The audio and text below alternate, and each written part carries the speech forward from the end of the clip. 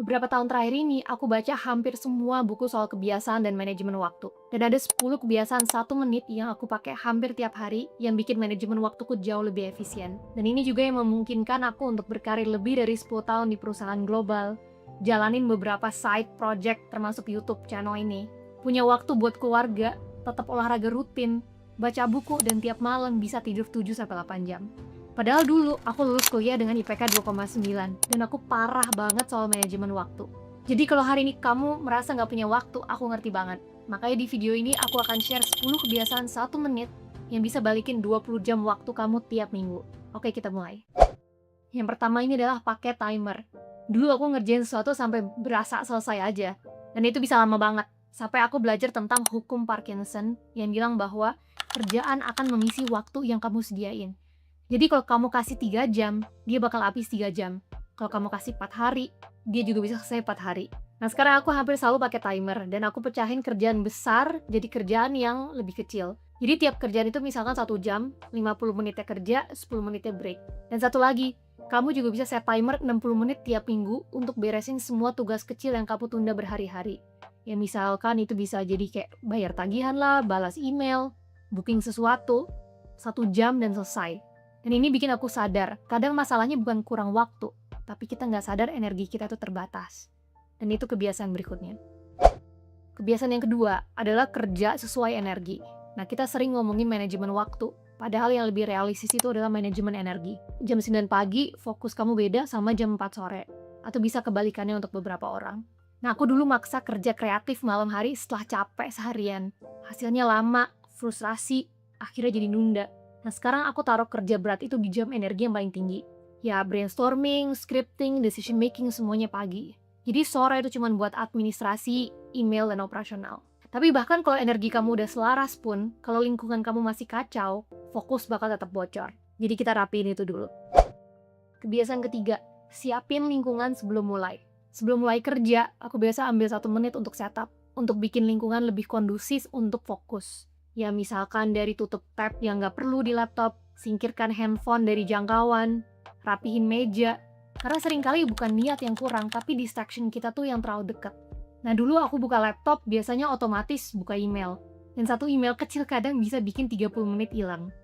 Nah sekarang aku bikin lingkungan yang mendukung aku buat fokus. Dan setelah lingkungan rapi, aku jadi mulai sadar bahwa ada waktu-waktu kecil di sela hari yang sebenarnya juga bisa dimanfaatkan. Dan itu kebiasaan keempat. Gabungkan aktif dan pasif. Gak semua aktivitas butuh fokus penuh. Aku kadang mulai gabungin aktivitas autopilot atau yang pasif dengan aktivitas aktif yang ringan. Atau bisa juga dibilang aktivitas badan dengan aktivitas otak. Misalkan nih ya contohnya, kamu jalan sore tapi sambil brainstorming ide. Kamu nge-gym, kamu sambil dengerin audiobook. Itu bukan multitasking 2 hal berat. Ini ngegabungin aktivitas ringan dengan yang ringan. Dan ini bikin waktu kecil nggak lagi terbuang. Tapi walaupun kita udah isi sela waktu, masih ada satu kebocoran besar. Nah, tugas kecil yang numpuk dan bikin kepala penuh. Kebiasaan kelima, aturan 1 menit. Nah, kalau sesuatu bisa selesai dalam 1 menit, kamu langsung ngerjain. Mau itu taruh barang ke tempatnya, beli sesuatu buat kebutuhan rumah yang urgent tapi tinggal klik. Nah, masalahnya bukan tugas yang berat, yang bikin capek itu adalah jumlah kecil yang numpuk. Dan setiap tugas 1 menit yang kamu beresin, itu satu beban mental yang hilang. Dan setelah beban kecil ini berkurang, tantangan berikutnya itu biasa 1 hal, mulai sesuatu yang besar. Nah ini kita masuk ke kebiasaan ke-6, aturan 5 detik. Nah kita sering gak mulai bukan karena susah, tapi karena otak itu keburu debat. Misalkan kita kepikiran mau olahraga, otak tuh langsung kasih alasan, nanti aja capek, besok lebih enak. Nah di bukunya, Mel Robbins menyebutkan ini sebagai the 5-second rule. Idenya simple banget, begitu kamu punya dorongan untuk melakukan sesuatu yang baik, kamu itu mundur. 5, 4, 3, 2, 1. Langsung lakuin gerakan pertama. Karena kalau kamu kasih otak waktu lebih dari 5 detik, dia akan cari alasan untuk berhenti. Dan ini bukan soal motivasi, ini adalah soal momentum. Nah contoh paling simpel, kamu mau olahraga, kamu hitung 5 detik, pakai sepatu dulu. Kamu mau nulis, kamu hitung 5 detik, buka dokumennya dulu. Kamu mau beresin file, kamu hitung 5 detik, bikin satu folder dulu. Kita nggak nunggu mood, kita mulai dulu dan moodnya nanti menyusul. Dan begitu kamu bisa mulai dengan cepat, kamu akan sadar satu hal, mulai itu penting. Tapi kalau nggak ada sistem, kamu tetap bisa kewalahan. Makanya kebiasaan berikutnya bukan soal mulai, tapi soal mengatur semuanya supaya realistis. Kebiasaan ketujuh, jadwalin semua ke kalender. To-do list itu emang terasa produktif. Tapi kalau ini kepanjangan dan semua to-do list itu untuk berhari-hari ke depan juga di situ, akhirnya tuh cuma jadi daftar rasa bersalah. Nah, makanya sekarang aku masukin semua ke kalender. Kalau nggak dijadwalin, itu bakal nggak ada. Dan ini memaksa aku jadi realistis. Misalkan bikin dokumen ini 30 menit atau 60 menit ya. Nah, kalau nggak ada suatu waktu, berarti aku harus pilih antara delegasi atau nggak diprioritasin dulu. Nah, kebiasaan ke-8, kumpulin kerjaan yang sama dalam satu waktu. Yang sering kita bilang sebagai multitasking dalam kerjaan itu sebenarnya capek banget buat otak. Kita sering nggak sadar, tapi setiap kali kamu pindah dari satu jenis kerjaan ke kerjaan lain, otak kamu tuh butuh waktu buat nge-loading ulang. Nah, ini contohnya yang sering kejadian ya. Kamu lagi fokus ngerjain presentasi, kamu tiba-tiba buka WhatsApp, terus kamu balas 2 chat. Terus pas kamu balik ke presentasi lagi, kamu butuh 5-10 menit cuma buat inget kamu tadi sampai mana.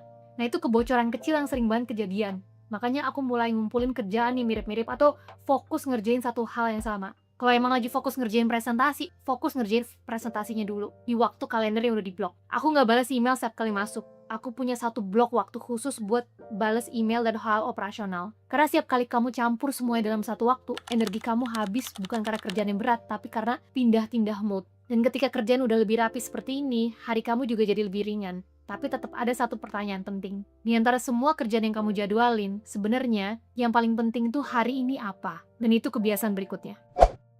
Kebiasaan ke-9, tentuin 3 prioritas. Nah, banyak orang merasa produktif karena punya to-do list panjang. Tapi panjang bukan berarti penting. Dan ini yang dulu sering kejadian ke aku. Aku ngerjain banyak hal dalam sehari. Ya balas email, follow up, rapiin file, meeting yang banyak. Tapi di akhir hari rasanya tuh kadang suka tetap, kok aku jadi nggak berasa ngerjain apa-apa ya? Karena aku sibuk tapi bukan di hal yang berdampak. Nah, sekarang aku cuma tulis 3 prioritas utama setiap hari. Dan ini bukan 3 kerjaan random. Ini 3 hal yang kalau selesai, harinya kamu anggap menang. Nah, contohnya ya, bukan misalkan balas semua email, scroll cari referensi, tapi selesaikan draft script, kirim proposal penting, olahraga 30 menit. Karena seringkali yang paling berdampak itu justru yang paling mudah ditunda. Kita cenderung mengerjakan yang gampang dulu supaya merasa produktif. Padahal yang bikin hidup itu maju sebenarnya adalah kerjaan yang berat tapi penting. Tapi walaupun prioritasnya udah jelas, masih ada satu kebocoran kecil terakhir yang sering bikin hari terasa berantakan. Dan itu bukan soal kerjaan, tapi soal hal-hal kecil di sekitar kita. Kebiasaan ke-10, semua punya rumah. Nah, ini kebiasaan yang kelihatannya sepele, tapi efeknya gede banget. Setiap barang, mau itu fisik atau digital, harus punya tempat yang tetap. Ya dompet, charger, kunci, dokumen penting, folder kerja. Karena waktu kamu jarang hilang dari satu hal yang besar. Dia itu hilang dari 3 menit nyari charger, 5 menit nyari file, 10 menit bukain folder satu-satu. Dan itu kejadian hampir setiap hari. Yang bikin capek bukan cuma waktunya, tapi beban mentalnya. Jadi setiap kali kamu pikir, tadi aku naruhnya di mana ya? Nah, itu energi kamu lagi terkuras sedikit. Dan itu akumulatif. Makanya sekarang aku punya aturan sederhana. Kalau satu barang belum punya tempat tetap, berarti sistemnya belum rapi. Tujuannya simpel. Aku bisa nemu apapun dalam 30 detik. Karena ketika hal kecil di sekitar kamu rapi, kepala kamu juga lebih ringan. Dan ketika kepala kamu lebih ringan, kamu jadi punya lebih banyak energi untuk hal-hal yang benar-benar penting. Jadi kenapa ada orang yang terlihat bisa banyak hal, padahal kita semua cuma punya 24 jam? Bukan karena mereka superhuman, tapi karena mereka menutup kebocoran kecil yang orang lain anggap normal. Nah, waktu adalah satu-satunya aset yang gak bisa kamu beli lagi. Dan seringkali yang mengubah hidup itu bukan keputusan yang besar, tapi kebiasaan kecil yang kamu ulang setiap harinya. Nah, sekarang kalau kamu mau mulai satu kebiasaan dari video ini, tulis di komentar ya kebiasaan nomor berapa. Kalau kamu mau lanjut bangun kebiasaan yang bikin hidup kamu naik level, kamu bisa klik video berikutnya. Di situ aku bahas langkah-langkah kecil lain yang bisa kamu mulai hari ini juga.